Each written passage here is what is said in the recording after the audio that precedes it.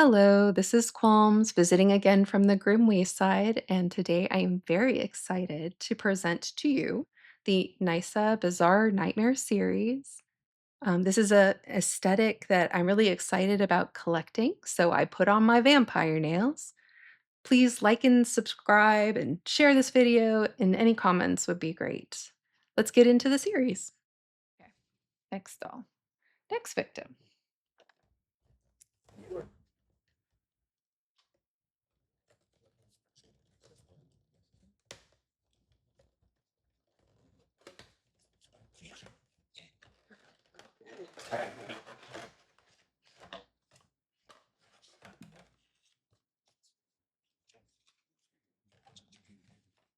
Okay, that's the brochure that they all come with.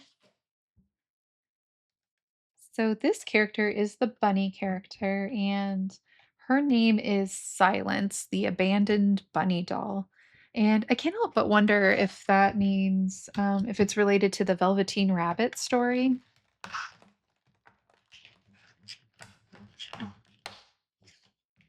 I would say a lot of like when you in Asian traditions, when you see rabbits, they're more likely to be related to Alice in Wonderland. But I really think since she's the abandoned bunny doll, it's much more likely that she's representative of the Velveteen Rabbit, which was just such a heartbreaking story when I was a kid.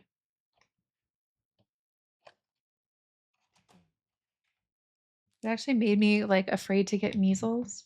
That and Little House on the Prairie when Mary goes blind because of measles. I was terrified of measles when I was little because of the Velveteen Rabbit and Little House on the Prairie.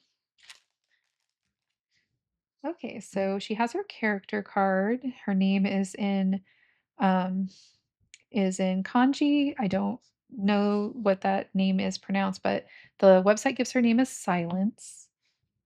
And she has a lot of really cute details too. She is the doll that appears on a lot of the promotional materials. She has a cute little headband. So we'll start with first.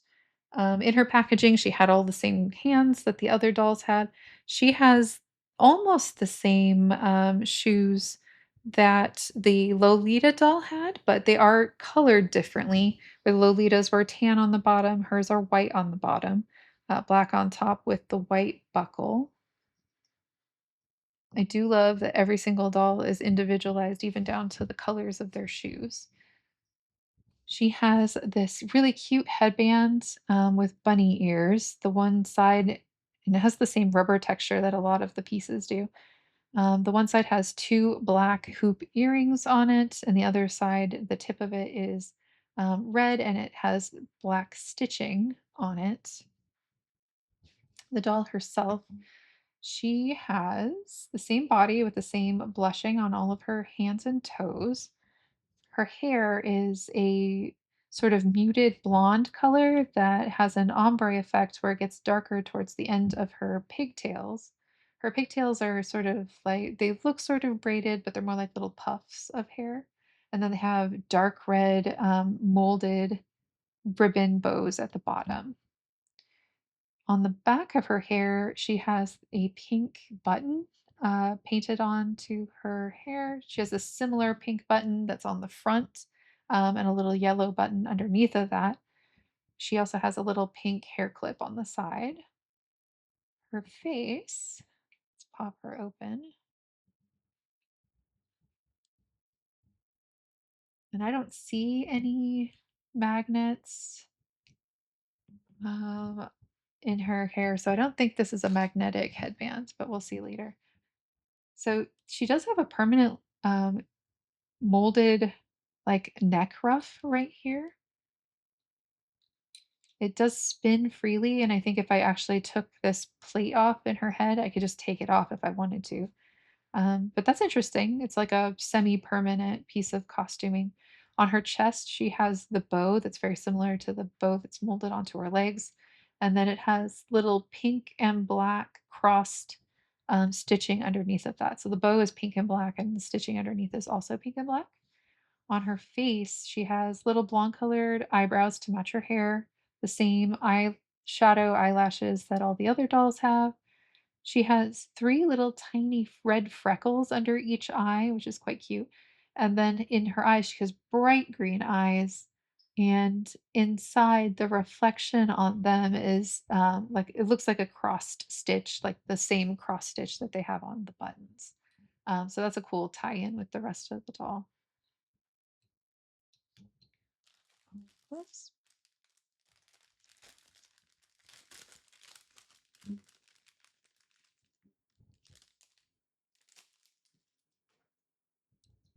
Okay, so I'm guessing these must be for her ankles. I don't see them on her promo picture on her card. Let me cheat and look at my iPad real quick because I don't remember these. Yeah, they're leg warmers. So she has two leg warmers. This leg warmer, they're both made of a white cotton material with it looks like an elastic, black elastic around the top. Nothing on the back, but the one on that goes on her, can't really tell from the picture. One of them has a pink satin ribbon with a black, no, sorry, with a red button on it, sewn in white thread. And the other one has a tiny little pink button, barely pink, maybe like closer to white, and then a little yellow button. So that's really cool that they match the buttons to the buttons that are in her hair. Instead of underwear, she has little pumpkin pants. She has little pumpkin pants, with elastic around the waistband and the legs. I don't know what this is. Not around her neck, so it must be another garter, I would guess. So, unlike the vampire's garter was made of the sort of faux black leather, and it wasn't very stretchy. It was a little bit of a trick to get on. This is actually a black satin ribbon sewn. The bow is sewn permanently, and then it's sewn to a little black elastic. And yeah, in the picture, it appears on her leg as a garter. And then her little dress is very poofy. It's very interesting. Um, huh. Okay. So it's very, very short. It has Velcro that goes all the way down the back, like everything else. Starting on the back, it's got a little puff, like a little pom pom tail glued to the side. There's nothing special going on inside of the outfit. She has two puff sleeves. This gray overdress is very stiff. It's um, it's more netting than it is fabric. And it's very sharp, but it's the little puff sleeves. They have elastic around the inside of the arm, and I'm seeing what I think is elastic around the top of these little puffs. And then at the top front of each one, there's a little screen printed X on there. The sleeves are just very loosely sewn onto the bodice. They're not separate, but they're almost separate. The top of the dress has a little crisscross in the front where the gray has a white trim on it. And that white trim has a very like soft, fluffy feel, similar to the tail. The skirt. Um, Man, I don't know how to feel about this skirt, to be honest. It's kind of cool. It definitely looks raggedy. You could say that the raggedy aspect of it is part of the aesthetic of being an abandoned doll. So aside from this, oh, so this little pink ribbon looks like it got glued to this skirt over here. There we go. All the way around this gray material that is the overskirt over a white puffy skirt underneath. It's a little puff skirt. Um, it looks messy, to be honest with you. It looks like they tried to put some kind of glue around the bottom. And that glue is to prevent fraying because I see a little bit of fraying, but the glue is not very consistent. I can't decide if it looks too messy or I just have to like say, okay, she's an abandoned doll found on the side of the road. She'll be dirty and messy. I don't know how I feel about it. And then it's tacked down with a few little dark gray stitches every once in a while, I guess, to keep it from moving around. I mean, maybe you won't notice it so much, like when it's sitting on the counter or sitting on a shelf. I'm not crazy about the way they finished the bottom of this particular skirt. I do like the little fluffy, fuzzy trim that they did at the top. So let's go ahead and pop her hands off. Pumpkin pants first.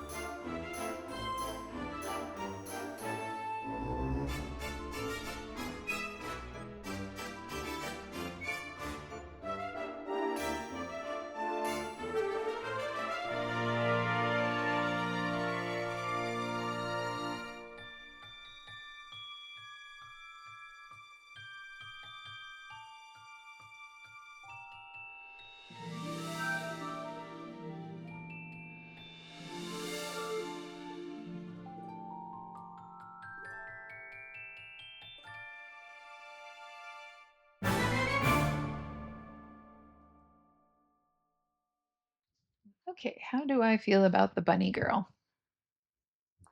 She does not have socks like the other two. Well, I guess like the Lolita did, who has similar shoes, and so her shoes are quite loose. They do feel a bit like they're going to fall off. I think the leg warmers are really cute. And this garter went on much smoother than the previous garter did. Her headband fits really well. It's not magnetic, but it did snap on very nicely. I like the little molded collar. I think it's a cute detail. Her dress was not difficult to put on, but again, I'm not crazy about whatever finish they used, whatever sort of fray stop they used on the edge of this. But it is a really cute outfit. Otherwise, I feel like these little red X's are already starting to peel up as well, so I have to be really careful of those. I do love the little soft bunny fuzz trim that they put on the top, and it doesn't have any of the fit issues that the vampire had. So overall, I think she's a really cute doll. She's probably my second favorite so far. I really like the little headband, and it really did snap on very easily. Her hair and the little headband have the same sort of rubberized texture to them, which gives it um, enough friction to keep the headband on really easily. That's a bunny. Okay, next one. This is our fifth doll of six. So we are still looking for either the nun or the withered princess.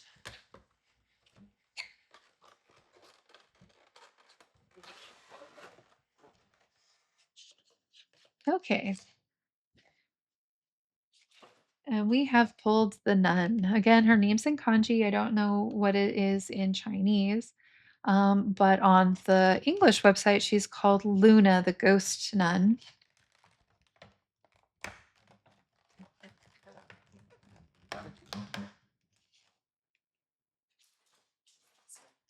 The freebies, when I pre-ordered them, came with a special recolor of the nun, which will be opening in a different video. But you can see maybe just a little bit. She's got red shoes instead of black shoes and brown hair instead of gray hair.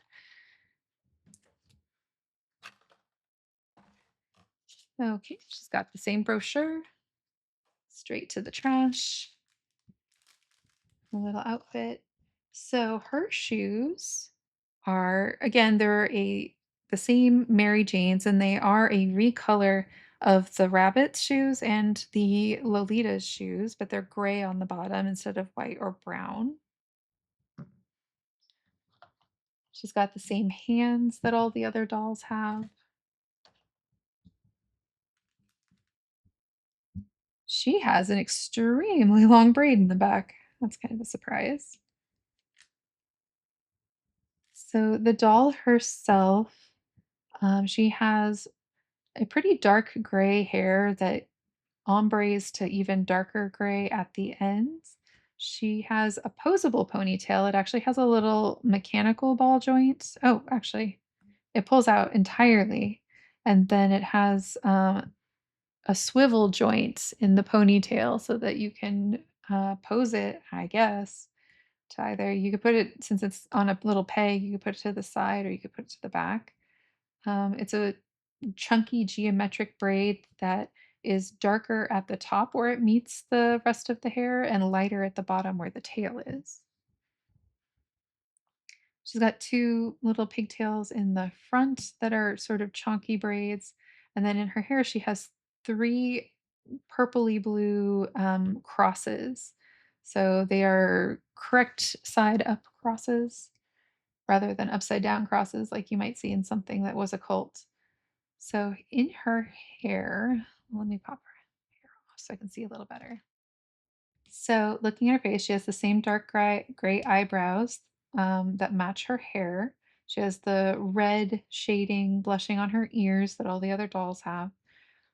She has the same eyebrow, or I'm sorry, or eyeshadow, eyelashes as all the other dolls. She has a little blood spatter on her cheek, and then on her right eye, she has like some cracking. Um, Her little mouth has dark corners where all of the other dolls have sort of a little frowny face. Her mouth is open, except for the vampire, of course, who has the most adorable tiny teeth. She has her mouth is slightly open. She has gray eyes that sort of match the gray of her hair, but inside of her pupils on the right-hand side, her right, it's a dark red cross, in the same way of stitching or the Jolly Roger bones.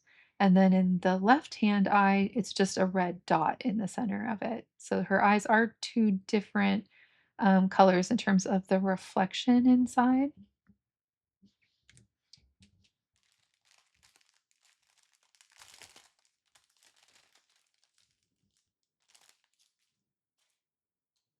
So she has the same little underwear.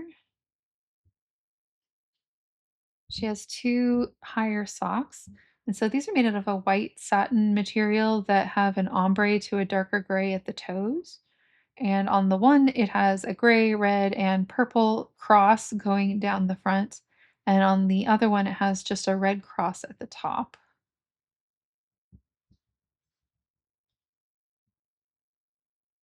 So she has a little apron with a really large blood spatter printed, like sublimation printed on it. And there's a little white cross sublimation printed on the waistband. And all the way around, it's the same material that makes up the Lolita dress, sort of a thick, almost satin material, and it has a white ruffle around the outside. It looks pretty neat on the back, tidy. Oh, okay. She has a very large habit. Um, well, that's cool. I wasn't expecting that. I was expecting her to just have another Lolita headband, actually. So she has a very large habit. It's made out of the same almost satin material, thick satin material that the white dresses were made out of, with a white ruffle around the bottom and the back. It's fully lined on the inside in a satin red, uh, except that I'm sure this white ruffle that's on the outside, which is very pretty. We'll take a look at it first from the outside. And it is shaped to fit a round head. Um, there's a white satin ribbon going down the center with a black satin ribbon over the top of it, and then a white ruffle on the back and front. There's a very tiny silver cross glued here, as well as two plastic red roses. And at the ends, there are two little bows. Now, the bows look great. For the most part, this black ribbon isn't exactly down the center of the white ribbon. It's a little wonky, but it's not too noticeable. And there's the elastic to keep it on. But the where the white trim on the inside probably was meant to cover this rough edge. The rough edge is coming out from underneath. I don't know if you will see it very much once it's actually on the doll. If you can't see it, then that's not an issue. And it looks like the elastic was sewn on a little awkwardly. This side's much longer where it's sewn on, and this side is much shorter. And it looks a little bit like it's pulling away. It's like a loose thread here. And then she has a little black dress. The little bib area has some black, or it has two black buttons glued on top of a white ribbon that goes down the front, and then there's red blood spatter. At the top of the bib, there's a black satin ribbon that's separate. It looks like some hot glue strings on it. I'm gonna have to pick off with a pair of tweezers because this has a little silver plastic cross glued onto it, and it has a white ruffle. The ruffle's a little uneven around the bib area. The rest of the dress is in the same black material that the habit is in. It has puff sleeves at the top with a thinner, narrower lower arm, much like the Lolita dress had. And instead of ruffles like the Lolita dress had around the wrist, she has little white cuffs and a white ruffle around the bottom. And again, it's not perfect. I'm trying not to be too particular. It has black Velcro all the way up the back. And the inside is similarly finished to all the other dolls. A little messy, but you're not really going to see it, so it's not really an issue. Okay, let's dress her.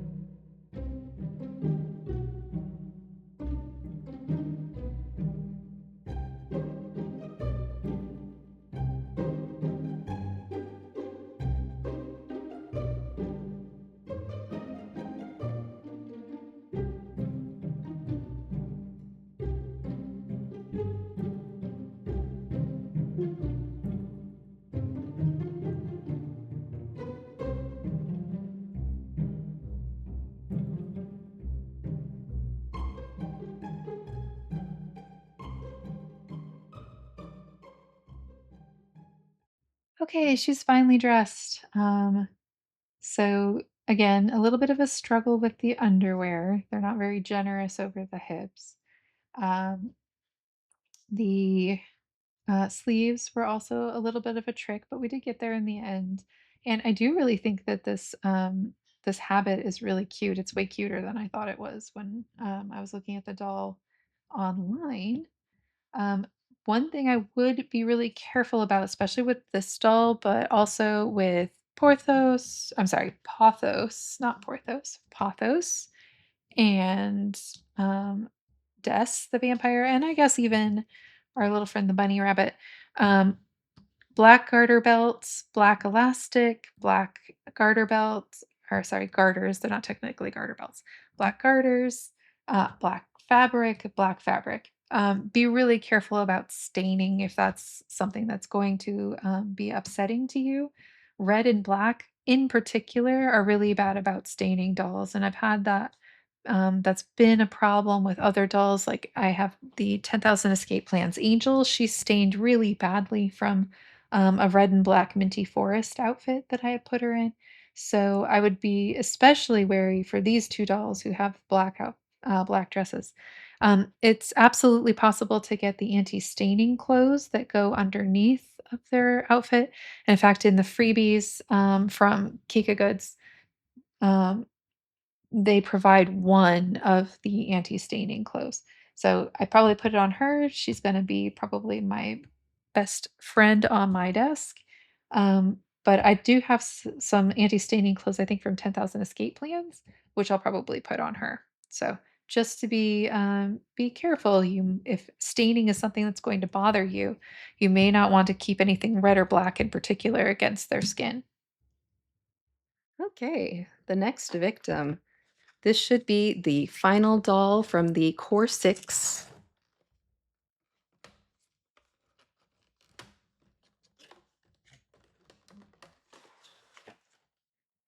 And it is as expected. So this one was called the Withered Soul Castle Ghost Princess, which is really kind of evocative of the old story of the princes in the tower.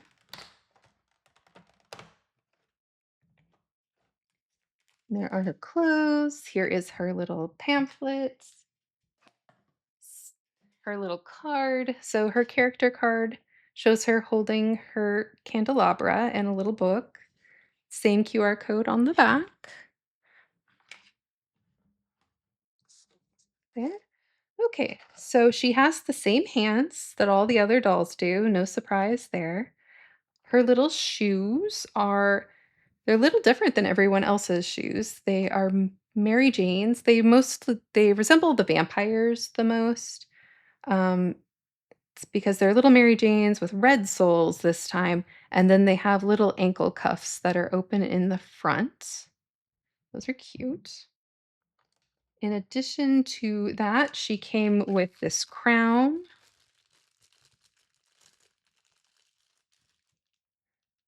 And the crown doesn't seem to have any magnets or anything in it. It's a little bent. Hopefully, we can bend those back out from being in the box. And the crown is gold with a small green jewel in the front. The prongs of the crown kind of look like melted candles. She comes with a candelabra, and I believe she's the only doll in the set that came with an accessory that she actually holds in her hands. So we'll probably have to put her grabby hands on.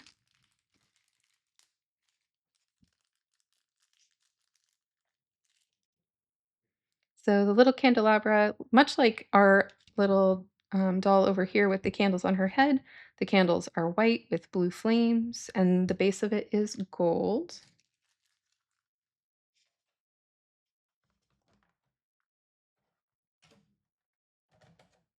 Okay, the doll herself. So, oh, her hair is moving a little funny. So, of course, she shares the same body with all the other dolls, no surprise there. Her hair is quite long and it's a sort of dusty pink color that has an ombre that goes to a darker pink at the ends. It's the same color as all of the blushing, on the dolls, so it's the same color as her hands and feet. She has a darker red stripe that goes around the left side of her hair and then down the right side of her hair. Her face, she has 2 different eyes. They appear to be sort of a gray-green color. The pupils in the one is a white dot, and the pupil in the other is a red cross, I think, a standard red cross. Her forehead has a black cross on it, and then beneath each of her eyes, she has, 2 little dots. I did notice one thing about the dolls when I was, looking through them before. They all have the same sort of disgruntled mouth, but it's a closed mouth, except for the vampire. She has her little open mouth. So I noticed that the nun's mouth was a little bit different than the other dolls. Her eyelashes are the same as all the other dolls with very thick, dark black in the center and red at the outside edges. I don't see anything underneath her hair. Yeah. So let's go ahead and open up her clothes.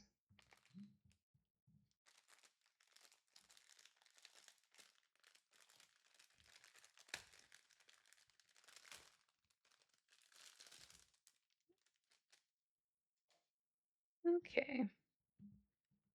So, oh, it's velvet.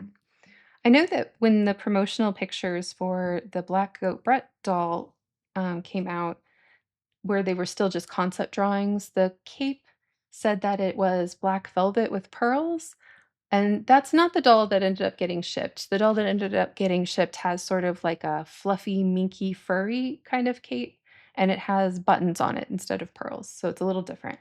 But this one has is definitely made of a black velvet.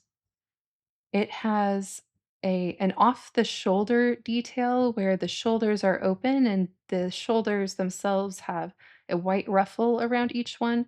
The sleeves are puffy at the bottom and have a black ruffle around it. The ruffle is a little elastic. Her sleeves are also a little elastic. She has a collar with extremely long points on the front, and she has little black crosses on it that match the cross that's on her forehead. And then right at her high neck, which has a white ruffle around it, it has a red satin bow. The bow is permanently there. It appears to be glued, so you don't have to worry about it coming untied.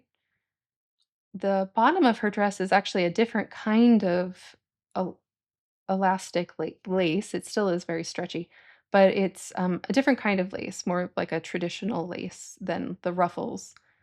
And she has two iron crosses, the old fashioned World War II crosses on the bottom that are just barely visible. They're sort of a very dark maroon. Oh, and she has two more on her back.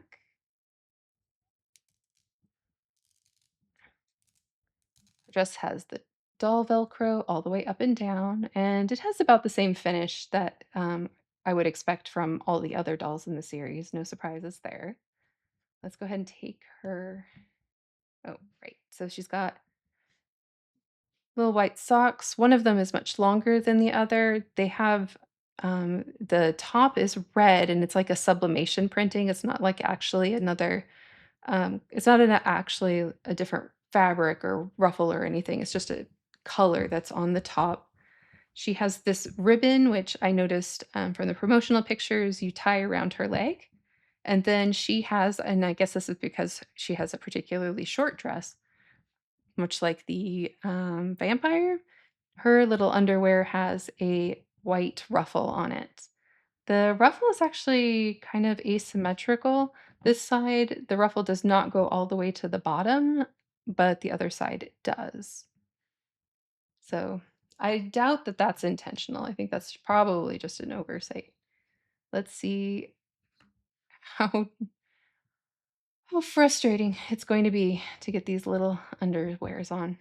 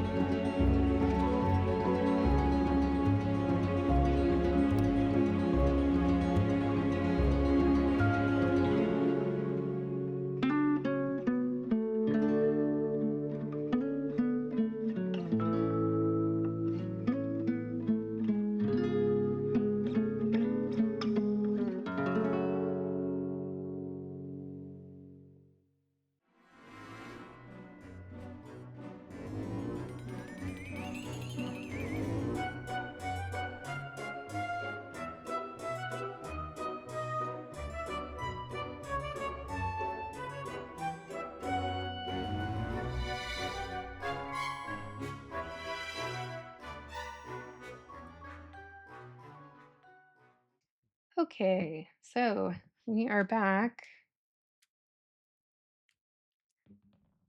with my thoughts.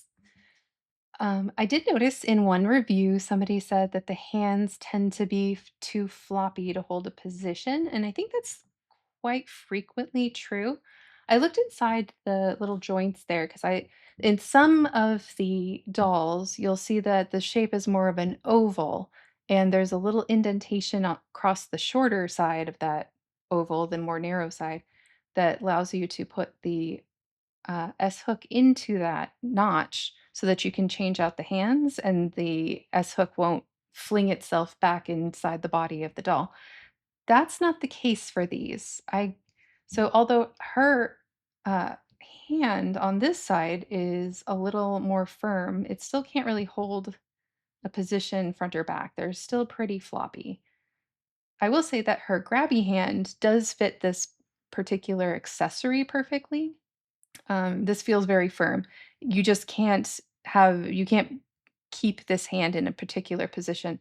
You probably could put either a little bit of hot glue, like hot glue sueding, like we used to call it back in the days of resin dolls, where you take just a little bit of glue and you sort of smear it on there and that gives it a little bit of friction. You would just need a teeny tiny amount. Or maybe you could put a little bit of blue tack in there, and that would sort of give you a more solid foundation. That would be my suggestion if you want to have more posability for the hands.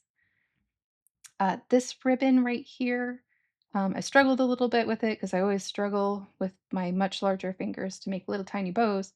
I didn't mention that this isn't one of the thicker satin ribbons. This is sort of more of a thinner ribbon, like you would see if it were a silk ribbon, for example. I wish her little point stayed down a little better, but overall, I think she's very cute. You can't see the problem with her or the asymmetry with her underwear when her skirt is down, but you can definitely see it. Well, you could if the camera would pick it up.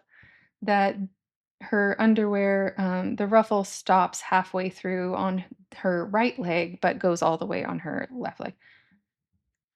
She's the last doll in the series, so just and I don't know how I'm going to keep this crown on. It's kind of a strange to me because all of the other for example, the bunny's ears headband, stayed on very well. The candles with the magnets stayed on very well. I don't know how this was ever intended to stay on in the form that it was. It would be really hard to put a magnet in here, of course, and if you put any sort of, like, indentation in the hair, then you couldn't have the doll without it. But it's very slippery. In all the promotional materials, her little hat is quirked over to the side, which is quite cute, but there's really no way to make it do that.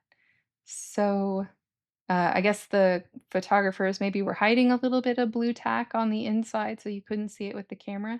That's the only way I could think of, that you could probably temporarily put the hat on or the crown on her head. Standing up, you can balance it there, but it's not, like, firmly set. So, a little difficulty with that one. So my thoughts of the overall series, I really like the dolls. I love how individualized they are. Every single one tells its own story. Every single one has its own face design. Every single one has its own clothing that's very different. Like even just the details between choosing a different color of shoe for even when they're recycling the same Mary Jane shoe, they're using different colors for every shoe. And I love that. The only, the only thing I'm kinda iffy about is the consistency on the craftsmanship for the clothing. I love that it's individualized, but there's a lot of questionable hems and some little some, you know, like this pair of underwear. There's some inconsistency in how well the outfits were made. But overall, I really like this series. I'm gonna put this little girl right on my desk so I can enjoy her every day. She's my new favorite. So let's get everybody out here to say goodbye, including our limited edition Brett. the goat. Hey, everybody. Okay, so this is the main 6 characters of the Nyssa Bizarre Nightmare series and our little friend Brett the Black Goat. Thank you for joining me for the Nyssa Bizarre Nightmare series. Please like the video and leave a comment if you love dolls as much as I do. Let me know what your favorites are. We love feedback. If you want to see more videos like this, be sure to subscribe and click the notification bell. Watch out for the other Nyssa dolls, as well as Sugary Girls, Kiseki Vintage Treasures, Lulu Elf Story, Four Moon, Koo's Devil Horns, and Mystic Realms Pilgrimage. We look forward to sharing our future videos with you.